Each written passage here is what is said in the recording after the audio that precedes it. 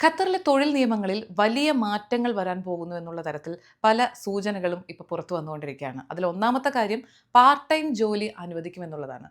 ഒരു മെയിൻ കമ്പനിയിൽ അല്ലെങ്കിൽ ഓഫീസിൽ ജോലി ചെയ്തുകൊണ്ടിരിക്കുന്ന ഒരാൾക്ക് തന്നെ നിയമാനുസൃതമായി പാർട്ട് ടൈം ജോലികൾ ചെയ്യാനുള്ള തരത്തിൽ ലൈസൻസ് ഇഷ്യൂ ചെയ്യുക. അതുപോലെ ഫ്രീലാൻസ് വർക്ക് ചെയ്യാനുള്ള പെർമിറ്റ്. ഒരു വിസയിൽ നിന്നുകൊണ്ട് ഫ്രീലാൻസ് വർക്ക് ചെയ്യാനുള്ള അവസരം ലഭിക്കുക എന്ന് പറയുന്നത് പ്രവാസികളെയൊക്കെ സംബന്ധിച്ച് വളരെ വലിയൊരു ഓപ്പർച്യൂണിറ്റിയാണ്. തൊഴിൽ വിപണി കൂടുതൽ ഊർജ്ജസ്വലമാക്കിക്കൊണ്ട് വിദേശ നിക്ഷേപം ആകർഷിക്കുക എന്നുള്ളതാണ് അത്ര ഇതുകൊണ്ട് ലക്ഷ്യമിടുന്നത്.